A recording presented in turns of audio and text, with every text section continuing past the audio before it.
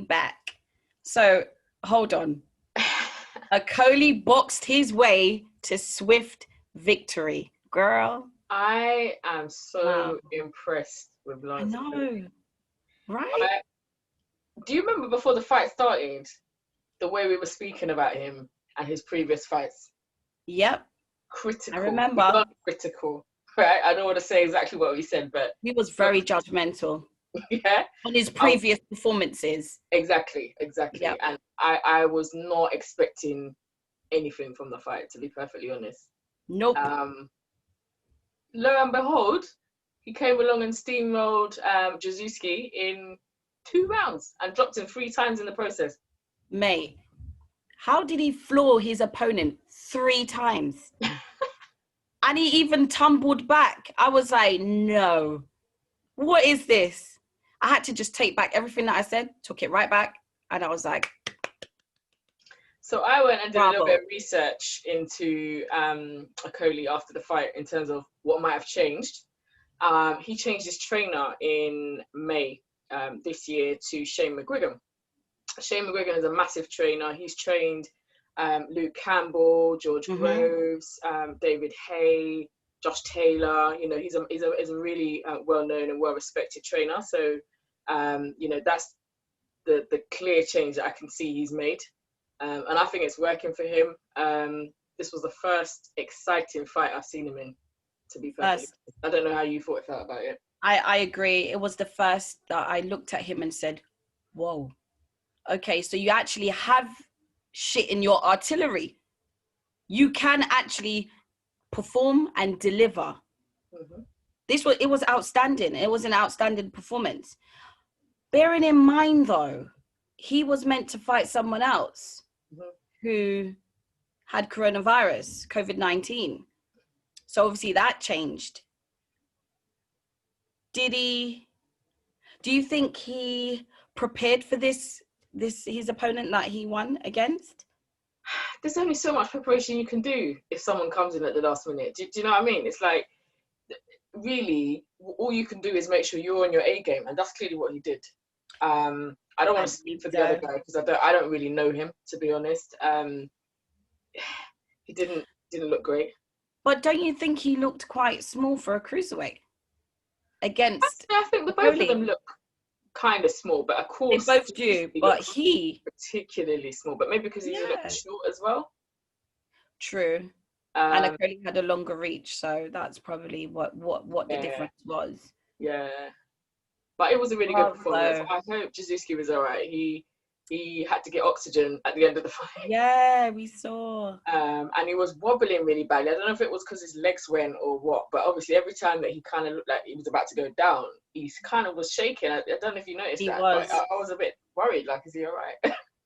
I was thinking he's going to go down, but he really held himself. He was just tumbling. It was like tumbleweed like this, but he didn't actually fall. Slow motion. He was just, holding himself like, wow. Great fight. Bravo to Okolie. And he ended the year on a high. So I think good things for him next year. And I believe he's trying to go for a title shot. Yeah, he is. Yeah. Is it the WBO belt, isn't it? So we'll see. We'll see. Good luck to him. So we will, but let's talk about the main fight of the night. I am still buzzing. Well done, AJ. Come on, Anthony Joshua. Babe. Honestly, I nearly lost my voice that night. I was absolutely... It was an amazing performance from my perspective. Wow. That was just...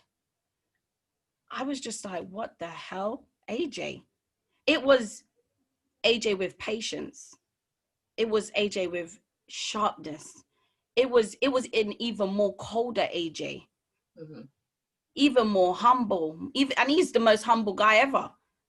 Even more focused. It was a stunning finish. Stunning.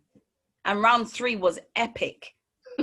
I was just going to say that, like, if you take it round by round, obviously the first couple of rounds they weren't up to much, but that's the norm. That's the norm for AJ. Feels you out, sees what you got basically in the tank, and then round 3 he stepped it up. And you know what I noticed about him on this occasion? It was like he wasn't scared to throw all different types of punches. He put everything together. He put his jab together. He used his reach. He was doing left hooks, right hooks, uppercuts, and the combination just worked. He mixed his shots up. Yeah, he mixed them up. Mm-hmm. And Pulev didn't know what to do with them, to be honest with you. Nope. He didn't see anything. And you know what as well? It's almost like I started to see the age in Pulev's legs. He slowed down. His chin was open a few times, but maximum credit to Pulev. Maximum credit, because I'll tell you what, uppercuts are what you don't see coming. And he took plenty of those.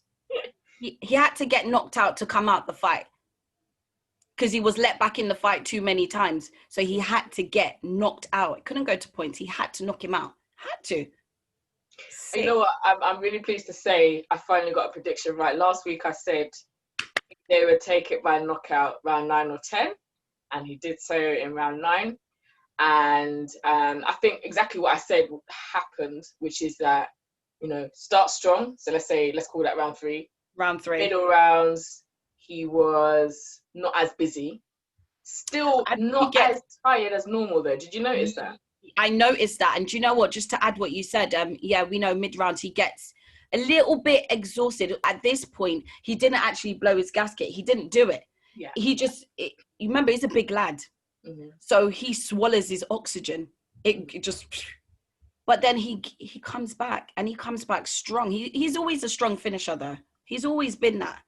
He always has been, but this was spectacular. It was fireworks. One thing I would say, the only round I gave to Pulev was round 6. Agreed. It's those middle rounds where, as we know, he rested back a bit, right? So my only thing is, that's fine that Pulev got that round. I think it was a deserved round. What he has to be careful of, as much improvement as I saw in that fight, is when he goes into a fight with, say, Fury or someone, of a higher level than Pulev, is not to get caught in those rounds where you're kind of resting a bit. It's fine. Pulev, it's one round, that's it, and he didn't knock him out. But that's where he's at risk of being knocked out, I see. So he needs to be very careful in those rounds.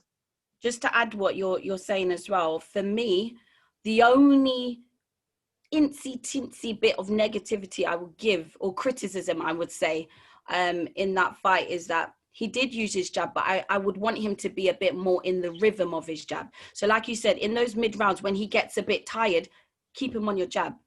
Keep him far, keep him on the jab though. Because remember, his finish was on the back end of a jab. It was 1-2. Mm-hmm. So I think that if he does that, then it would, for us, we won't see that tiredness from him. We won't see it. It still looks like he's busy. I disagree with you there. I think he used his jab really well, more so than in any other fight that I've seen. I didn't. I think in Ruiz too, he used his jab more than what I've seen him do. Yeah, that would be a fair point. But that's what I would say. I think he used it a lot more than I normally see. Mm-hmm. And I think he's becoming more aware of his reach, because it's important to, jab, and move. And that's exactly what he kept doing. He doesn't get caught. As I think we said before, I don't feel he's got the strongest of chins. So it's important you don't continually keep getting caught. Do you know what I mean? Like, then you're at risk. Agreed. So, but props to Pulev. I mean, remember that, was it round 9? The 3 or 4 uppercuts in a row? He was like, boom, boom, boom, boom. I promise you, that is going to live on. Crazy. Honestly, I've never seen anything like that. Sham, this is what I was saying. Uppercuts is not what you see coming. So the fact that he absorbed those uppercuts, how many did he give him? I promise you, it must have been about 7 uppercuts. I don't know if it was 7, but it was it was dramatic. But he was still standing at the end of that. I have to give him his props. His chin is solid. Proper. He's like Green Giant. The one that comes out of the tin on the sweet corn. Mate. And he's laughing, He's laughing. He finds it quite strong. Strong guy. Have to give it to him. He's a true G. I have to give it to him. And, AJ won. He was looking well. He was looking, in shape. He looked And he came strong. and He he looked did fit. did Agreed. the business. He did exactly what he needed to do. So he's back. He's back. I know everyone was worried about him after Ruiz, and what's Yeah. this for him, and does he really have it? And I think he showed us, on Saturday that he does. You know what, as well, I think that he's also, after his loss, he realized that the crowd, his fans, well, people that say they are his fans, can turn on him in a millisecond. They can just straight away be like, oh, AJ, you're cancelled, you're shit boxer, so on and so forth. So I think that he's doing this now for him. He knows what he's got to do. He knows what he needs to bring home, and he's doing it. He's doing it. And like you said, this is it. Question for you. Based on his performance on Saturday, what do you feel now about who may win the AJ Fury fight next year? I think AJ will win. And I'm going to stick by that. And I actually won't change that. The reason why I say that, again, I'm going to go backtrack. The only thing I would say that AJ might need to add to him as a boxer is a bit more bobbing and weaving, just a little bit more. The reason why I say that is because Tyson's an awkward fighter. Very. He's an awkward boxer, and he can go all the way to the floor and still punch you. Yeah. So he's got to be very assertive. We saw that in this fight. I'm not taking it away from him, but remember, Fury is a different kettle of fish, and he is very awkward. Yeah, very awkward. So I would say AJ's got all the attributes right now. He's doing everything great. But if he is going to go for that Tyson Fury fight, just to add to what he has now, try and do a little bit more of maybe, is it bobbing and weaving? I'm not a boxer, so I don't know. So maybe it's this, or maybe just to be a little bit awkward to make it harder for Fury to connect. Okay. That's my thing. But yeah, AJ to win. And he will win. I love Fury though.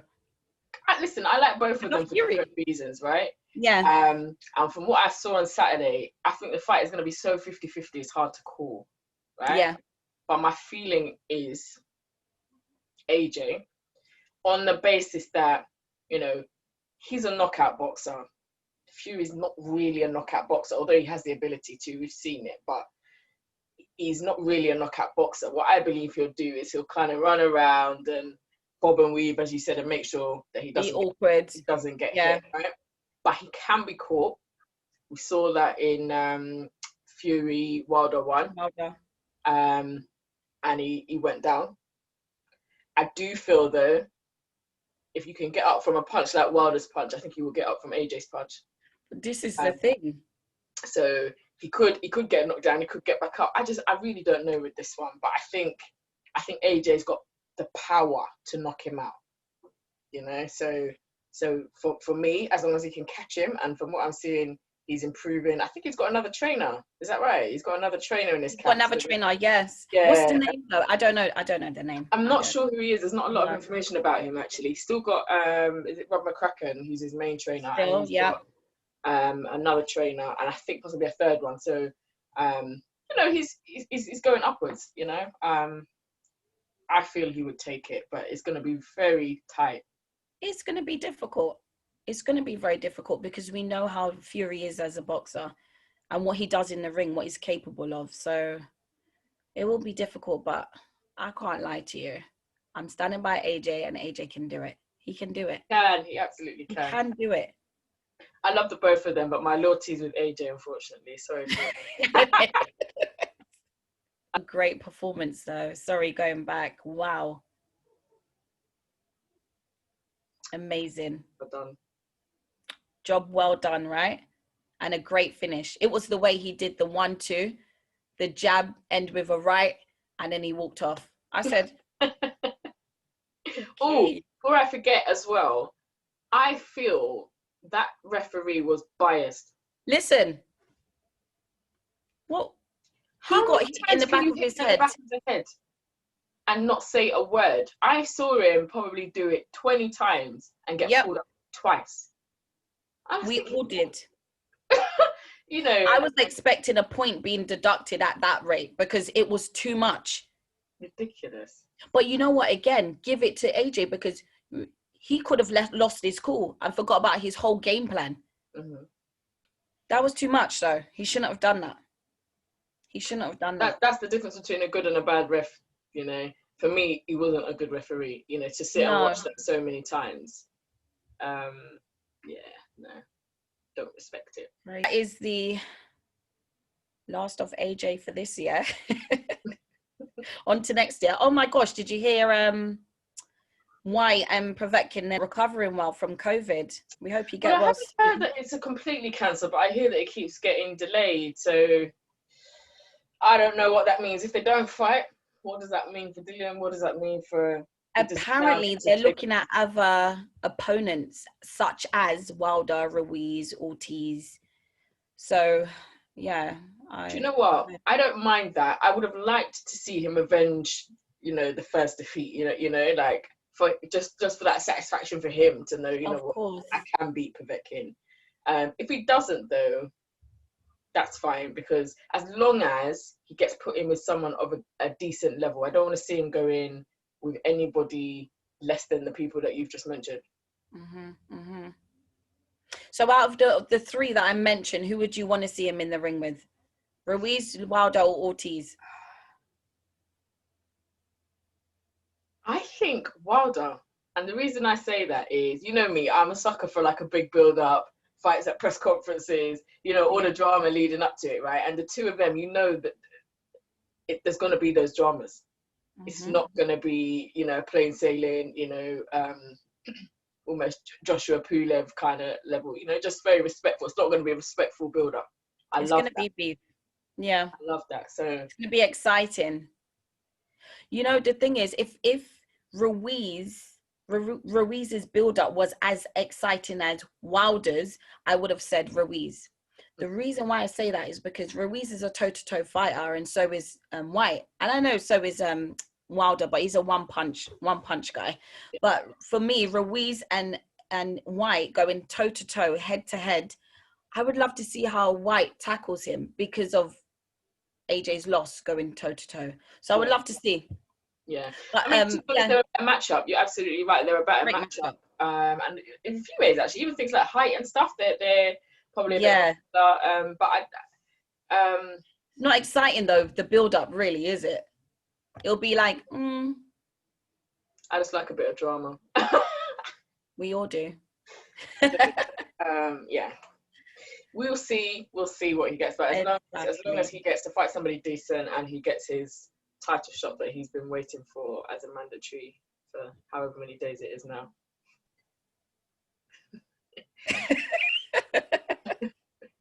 You're so Thank you for joining us. Katie, give us the socials. So, Instagram at Boxing and Bantz, follow us, and also Twitter at Boxing and Bantz, and also subscribe to our YouTube channel. Sham, take it away. Don't forget to like, comment, share, and subscribe. Bye, guys.